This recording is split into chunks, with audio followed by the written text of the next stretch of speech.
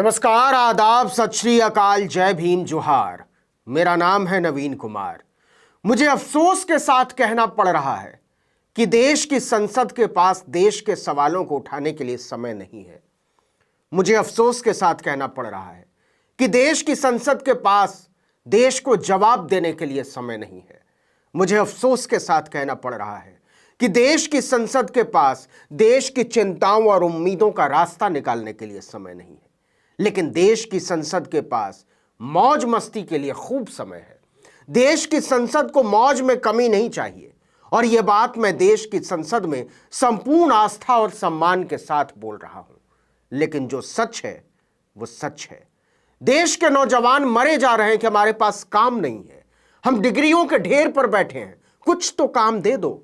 लेकिन जिनके पास काम है उन्हें मौज करने से फुर्सत नहीं, और काम भी ऐसा वैसा नहीं, देश को चलाने का काम, देश की तरफ से सवाल पूछने का काम, देश को जवाब देने का काम, देश को भरोसा देने का काम कि संसद आपके अधिकारों की हिफाजत के लिए दिन रात काम कर रही है।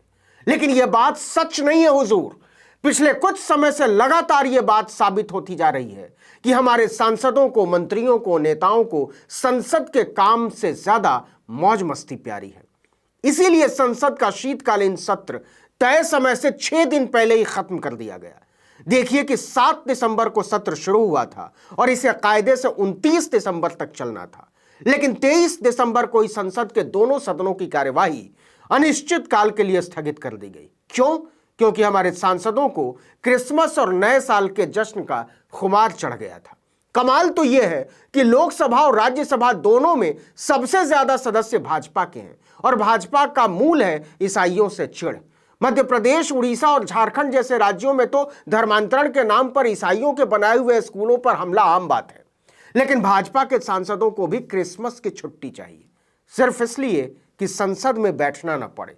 ईसाइयों से चिढ़ने वालों को ईसाइयों के त्योहार की छुट्टी लेने में कोई झिझक महसूस नहीं होती। और जबरदस्त यह है कि संसद में काम न करना पड़े, इस पर सभी दलों में गजब की एकता और सामंजस्य है। याद कीजिए, शीतकालीन सत्र के दौरान लगातार हंगामा होता रहा। कभी चीन की तरफ से घुसपैठ को लेकर, कभी सेना पर राहुल गांधी के बयान पर, तो कभी खड़गे के आजादी की लड़ाई में उनकी तरफ से कुत्ता भी नहीं मरा वाले बयान पर। लेकिन छुट्टी के मुद्दे पर सारे दलों के माननीयों में सर्वसम्मति।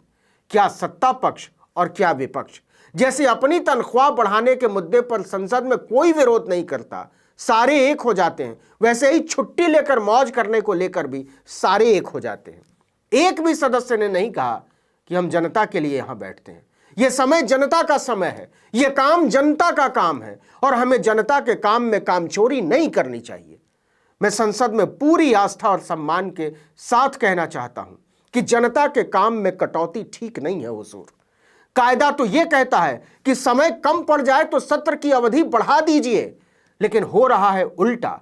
देखिए कि यह लगातार 8वां सत्र है जो समय से पहले ही खत्म कर दिया गया। इस सत्र में संसद सिर्फ 13 दिन के लिए बैठी, जो 17वीं लोकसभा के सबसे छोटे सत्र में से एक है।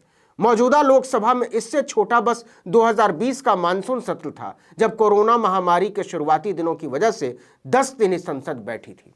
देखिए कि शीतकालीन सत्र में सरकार की मंशा 23 बिलों को पास कराने की थी, जिनमें से 16 नए थे, 7 पुराने, जो दोनों में से किसी एक सदन से पास हो चुके थे। लेकिन लोकसभा में पास हुए सिर्फ 7 बिल और राज्यसभा में 9।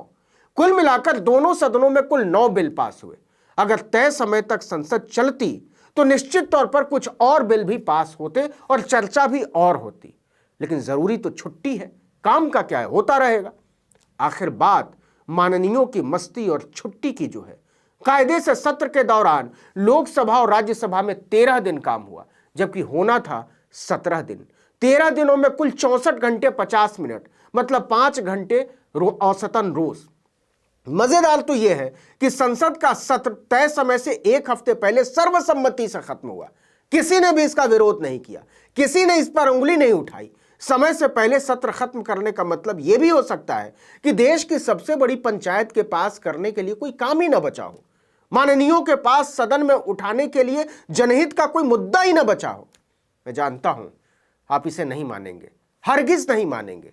चीन की घुसपैठ का सवाल है, बेरोजगारी का सवाल है, विश्वविद्यालयों में फीस वृद्धि का सवाल है, देश की माली हालत का सवाल है, महंगाई का सवाल है। लेकिन इन सारे सवालों को न तो उठाने के लिए संसद के पास टाइम है और ना ही सुलझाने के लिए टाइम है। यह कितना अफसोसनाक है कि इतने विशाल, इतने विविधतापूर्ण और इतने संकटों से जूझ रहे देश के माननीय सांसद, माननीय प्रधानमंत्री, माननीय मंत्री ज्यादा काम करने की बजाय सिर्फ इस वजह से संसद का सत्र पूरे एक हफ्ते पहले स्थगित कर देते हैं कि उन्हें छुट्टियों की मौज मस्ती के बीच देश की चिंताओं का स्यापा नहीं चाहिए। यह बात तय हो चुकी है कि इस देश में सबसे जरूरी है माननीयों की छुट्टी, माननीयों का आराम और माननीयों की मस्ती। देश की संसद के हाल पर देश का अफसोस तब और बड़ा हो जाता है जब पहले से ही सत्र का समय कम रखा गया हो और ऊपर से उसे भी 6 दिन पहले ही खत्म कर दिया जाए। आप ये बात कई बार सुन चुके होंगे कि संसद के हर मिनट की कार्यवाही पर 2.5 लाख रुपए का खर्च आता है, यानी 1 घंटे में 1.5 करोड़ का खर्च, और यह भी कम से कम 4 साल पुराना आंकड़ा है। तब से महंगाई कितनी बढ़ चुकी है हम और आप जानते समझते हैं। लेकिन चलिए इसी को मान लेते हैं, 4 दिन तो पूरी तरह हंगामे में निकल गया, यानी 4 दिनों में 48 से 60 करोड़ रुपए का सीधा नुकसान। यह सारा पैसा इस देश के गरीब, किसान, मजदूर और साधारण लोग चुकाते हैं, इस उम्मीद में कि संसद उनकी जिंदगी की मुश्किलों पर चर्चा करेगी। लेकिन संसद के लिए छुट्टी ज्यादा जरूरी है। जनता के काम का क्या होता रहेगा, ना भी हो तो क्या ही फर्क पड़ता है। आपको याद हो तो इसी शीतकालीन सत्र में कानून मंत्री किरण रिजिजू ने अदालतों की लंबी छुट्टियों पर सवाल उठाया था और कहा था कि इससे लंबित पड़े मामले बढ़ रहे हैं। लेकिन माननीयों को अपनी छुट्टियां नहीं दिखती। आप 1 घंटे अपने दफ्तर देर से पहुंचिए, डरे रहते हैं, सैलरी कट जाने की चिंता होती है। लेकिन माननीय सांसद, मंत्री और प्रधानमंत्री काम करें न करें, एक भी पैसा नहीं कटता। ऊपर से जिंदगी भर पेंशन भी तय। जिंदगी में इतना हो आराम तो कोई क्यों करे काम। इस वीडियो में इतना ही, लेकिन अगर आपने आर्टिकल 19 इंडिया को अब तक सब्सक्राइब नहीं किया तो फौरन कर लीजिए। बेल आइकॉन दबाइए, घंटी जैसी आकृति लाइक कीजिए और कमेंट करके बताइए हमारा वीडियो आपको कैसा लगा। यूट्यूब पर देख रहे हैं तो हमारे चैनल को सब्सक्राइब कर लीजिए, फेसबुक पर देख रहे हैं तो हमारे पेज को लाइक कर लीजिए, इंस्टाग्राम पर हमें फॉलो कीजिए और हमारा ट्विटर हैंडल है आर्टिकल 19_India और मेरा ट्विटर हैंडल है नवीन जर्नलिस्ट। आप मुझे भी फॉलो कर सकते हैं। नमस्कार।